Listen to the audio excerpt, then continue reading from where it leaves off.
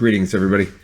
Lee here again with another episode of Lore of Warcraft coming at you. We are just rapidly approaching the end times here, the end of our story as we hit chapter 22. Things were bad. Deathwing flew off, and Xavius is just poised over Tyrande. Maybe that will go good. Maybe this is just going to lead into some really bad times, darkest before the dawn sort of thing before our third book.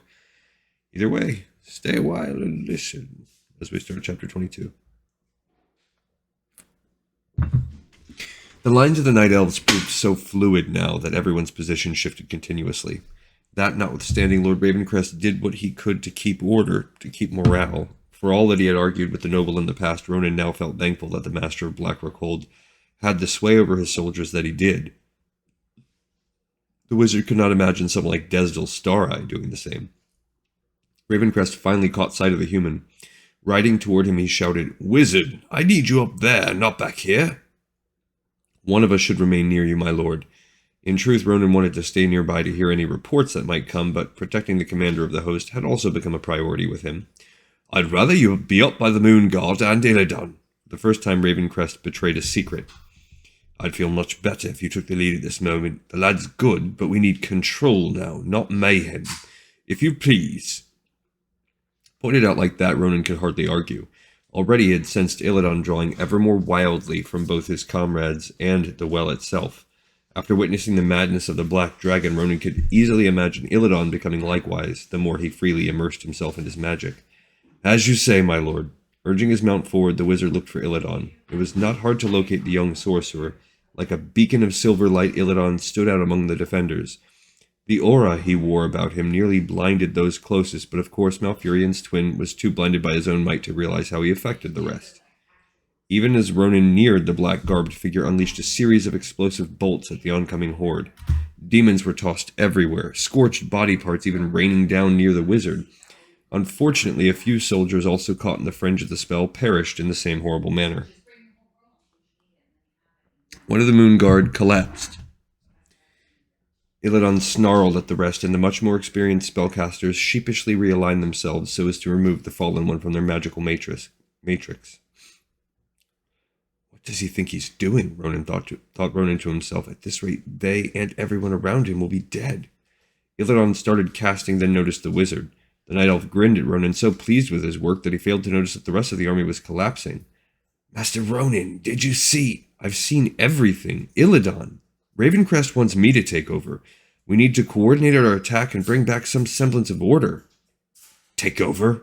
A dangerous look flashed across the Night Elf's expression. "From me?" "Yes." Ronan saw no reason to placate Malfurion's brother. The fate of an entire people, an entire world, might very well hang in their hands. With clear bitterness, Illidan acquiesced and asked, "What do we do?" The mage had already thought that out. For the time being, he wanted to remove Illidan from the Matrix completely, giving the Moon Guard the opportunity to recuperate. With Ronan at their head, they would be able to assist while still recovering. "I've tried contacting Krasis, but to no avail. So much magic might be making it difficult. Your link to your twin should be stronger, more inherent. I need you to find the two of them for us. We need their aid in this too." The sorcerer's eyes narrowed, a clear sign that he recognized what Ronan was doing. Nonetheless, he nodded again. "I'll find my brother. We wouldn't want to be without his powers, would we?"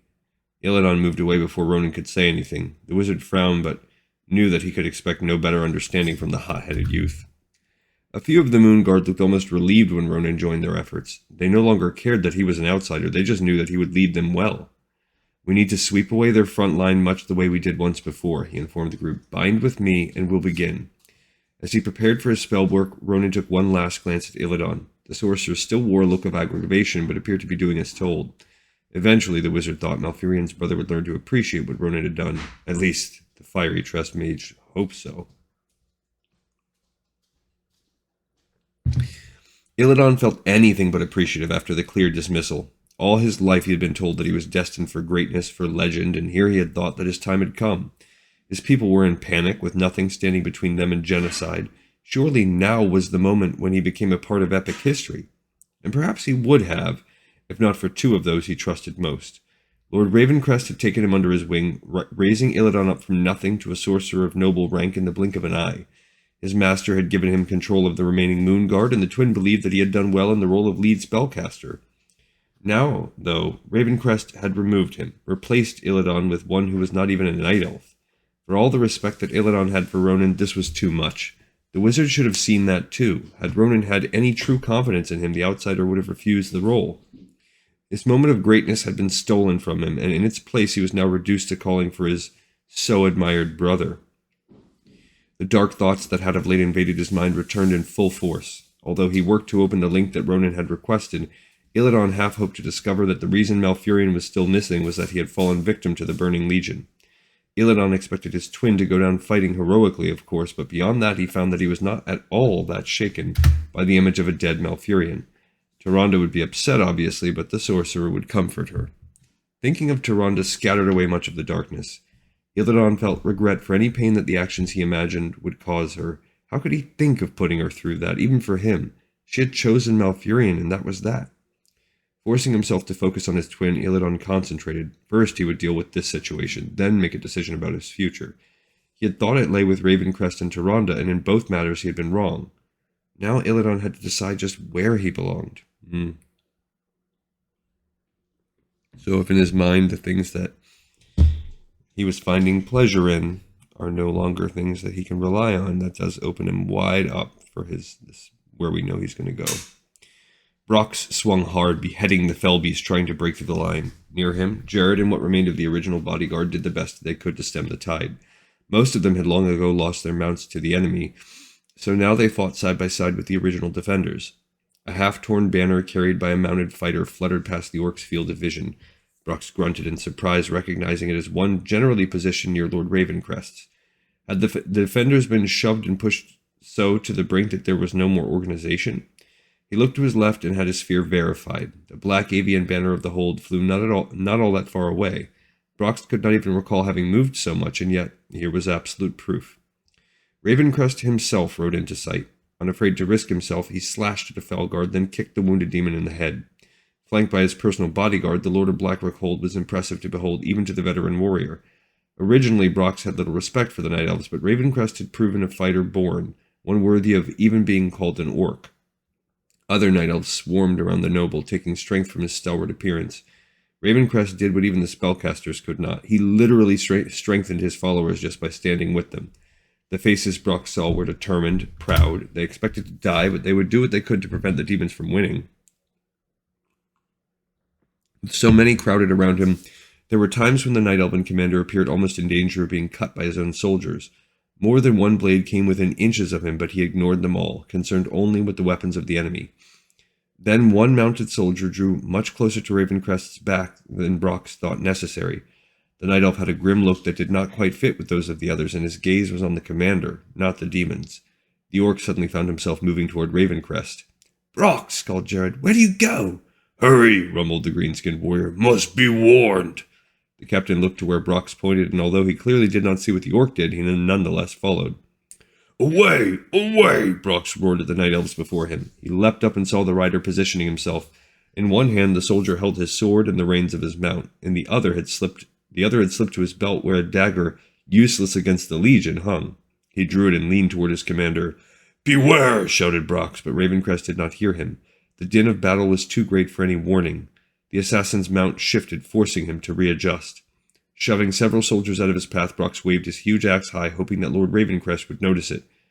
The noble did not, but the traitorous soldier did. Eyes narrowing and the desperation in his face growing, the assassin lunged forward. "Look out!" Brox called. Ravencrest started to turn toward the orc. He frowned as if annoyed at this untimely interruption. The assassin drove the dagger into the back of his neck. The Night Elven commander jerked in the saddle. He dropped his sword and reached for the smaller blade, but the soldier had already withdrawn it. Blood poured out of the wound, spilling onto the noble's regal cloak. Most of those around Ravencrest had not yet registered what had happened. The assassin threw away the dagger and tried to ride off, but now the sea of bodies worked against him. With a loud battle cry, Brox used the flat side of his axe to clear the way for him. Night Elves gaped at what seemed a warrior gone insane. The orc no longer sought to tell them what had happened. All that mattered was reaching the betrayer. Shuddering, Lord Ravencrest fell forward. His followers began to notice. Several reached up to grab hold of the commander before he could topple from his mount. Brox finally managed to battle his way to where Ravencrest was. There! There! A few of the night elves looked at him in confusion. Two finally followed after the orc. The assassin could not maneuver his beast through the throng. He looked over his shoulder and saw the pursuit nearing. A fatalistic look crossed his dark features. He shouted a command to his lightsaber. To Brox's dismay, the cat swatted a soldier who had been standing in the way. As the unfortunate fell, the lightsaber bitted another. Soldiers hurried to clear out of the path of what they perceived to be a maddened animal. Calculating the distance, Brox leapt. He landed short, just behind the lightsaber. Reaching out, the orc swung wildly at the creature's flank. The blow landed soft, barely scraping the fur, but it was enough to snare the giant cat's attention. Ignoring the commands of his rider, the animal turned to attack the newcomer. Brox barely deflected its savage claws. The lightsaber spat, then lunged. Bringing the axe up, the orc buried it under the cat's jaw. The sharp blade tore into the dark fur and blood splattered Brox.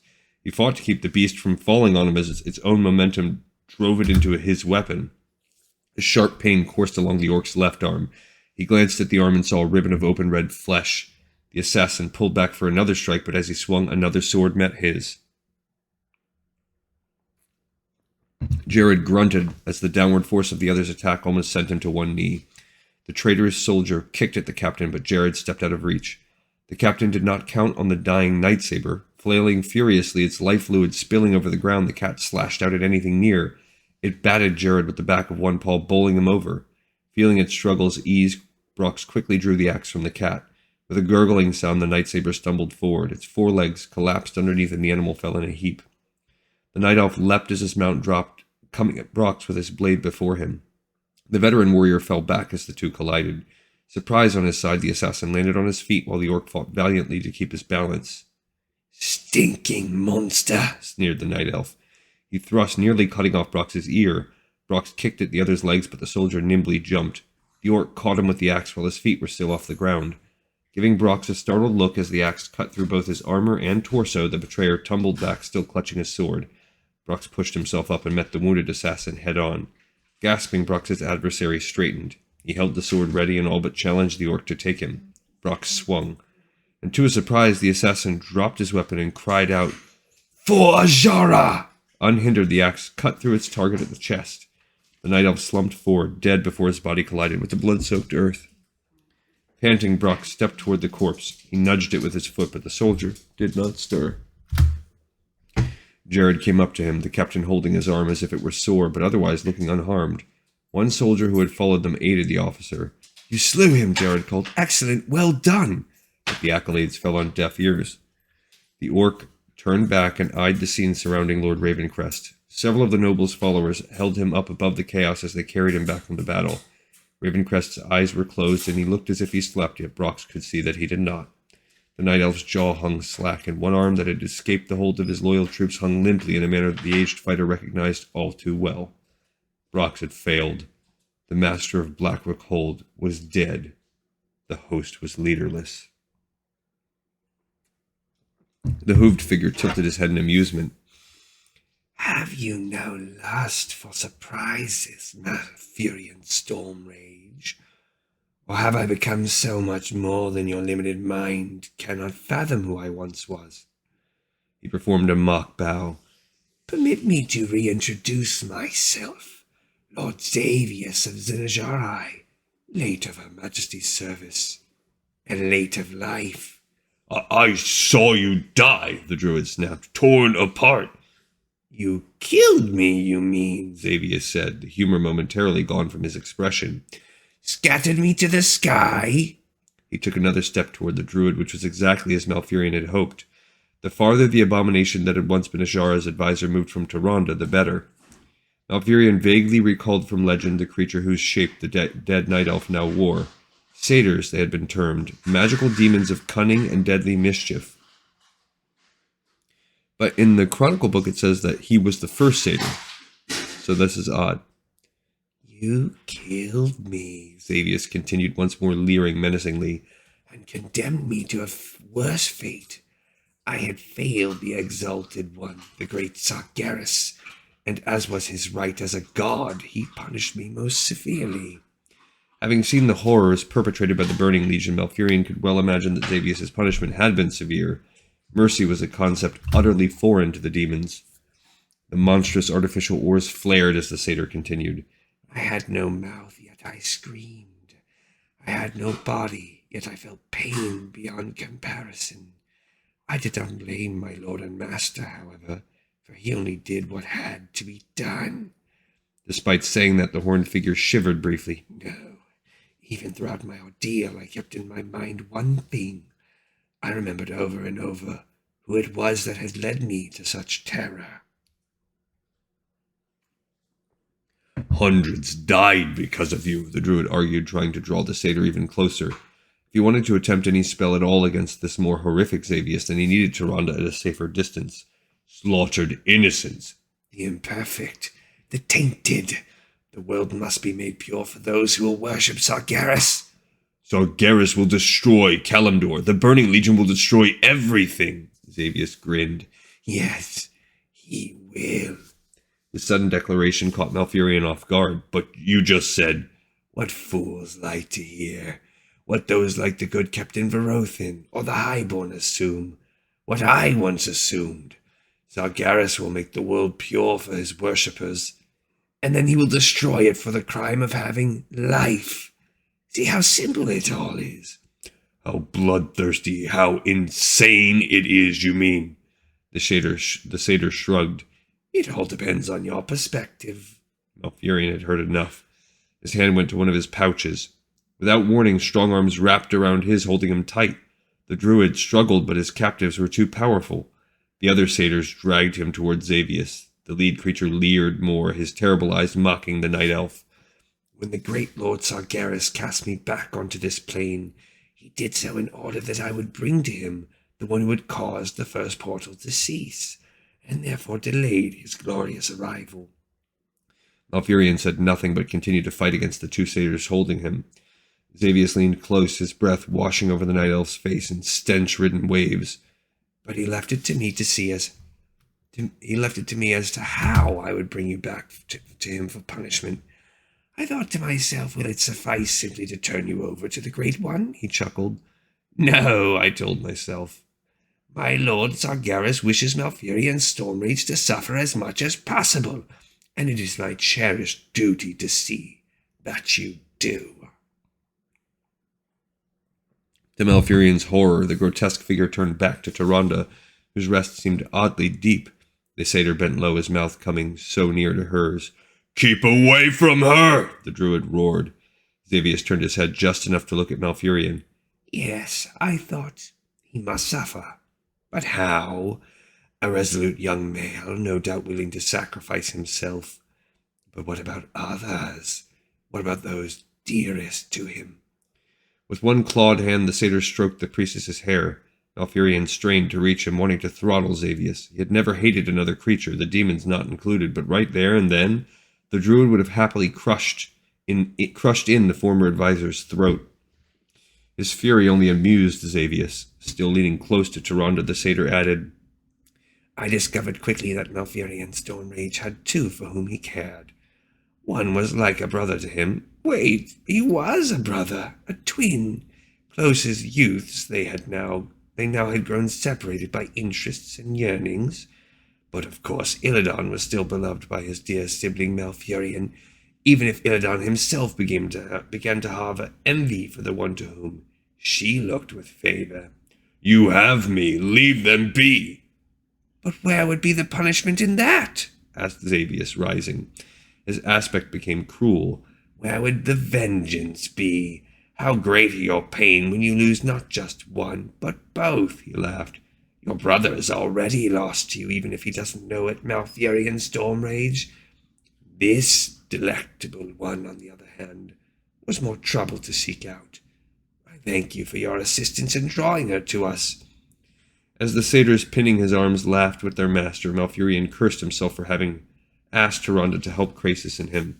By doing so, he had given her to these monstrosities. No, by Elune, I'll not let you. Elune? Xavius spoke the name with contempt. There is only one god, and his name is Sargeras.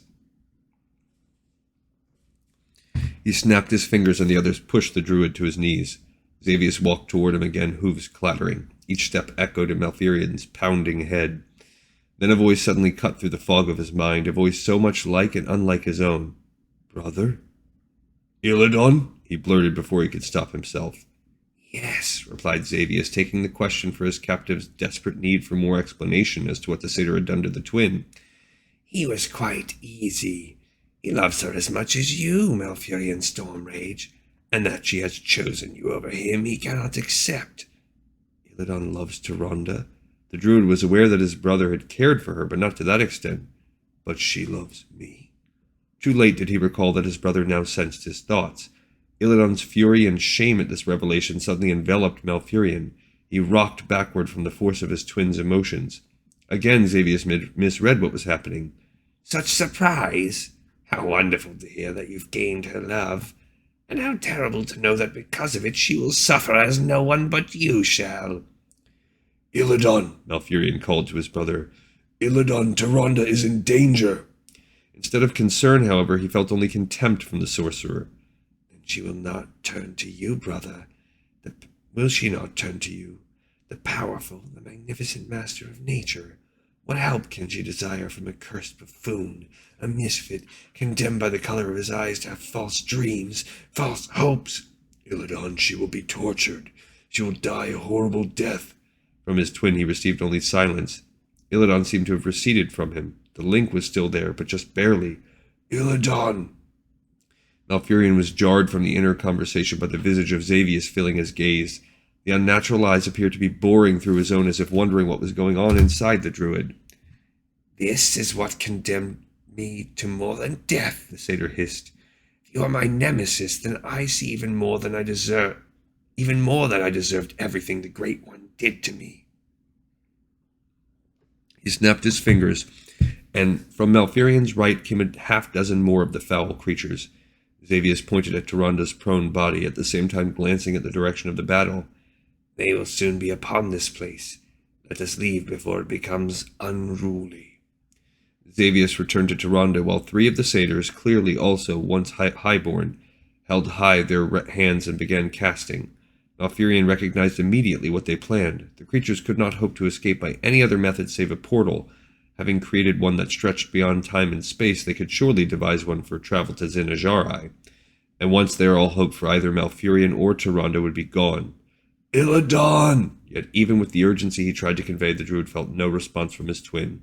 He was alone. The raucous sounds of fighting crept closer. A blackness formed in the empty air among the three casting satyrs. Xavius himself reached for Tyrande, his grin wider and more malicious than ever. "She will enjoy the Great One's company," he taunted, "before she dies." The portal stretched wide and tall, large enough to admit the demonic creatures and their captives.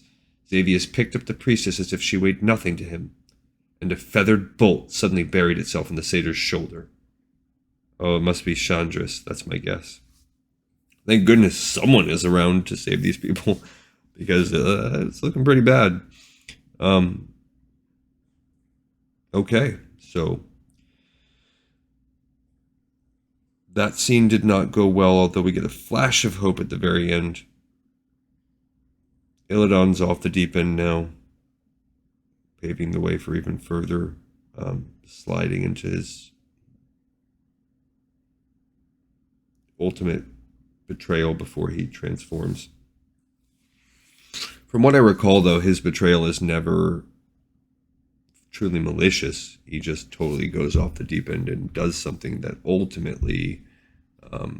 actually, I do. Now that I kind of remember, I do think he joins Sargeras until he realizes, like, that's a bad idea. Yeah, and an assassin killed the Lord of Blackwick Hold. That was a blow. Didn't necessarily expect that. So who's going to... But it does open up the way for them to be led by someone else. Maybe Malfurion will step into a leadership role. Maybe Illidan to bad effect, or maybe someone else. Maybe these outsiders. All right, another episode in the Pipes 5x5. I will look forward to finishing out this book and seeing these last two chapters and where they take us in the culmination of the second book, The Demon Soul, which will be upon us soon. Thanks as always for listening, guys. See you next time for another episode of Lore of Warcraft.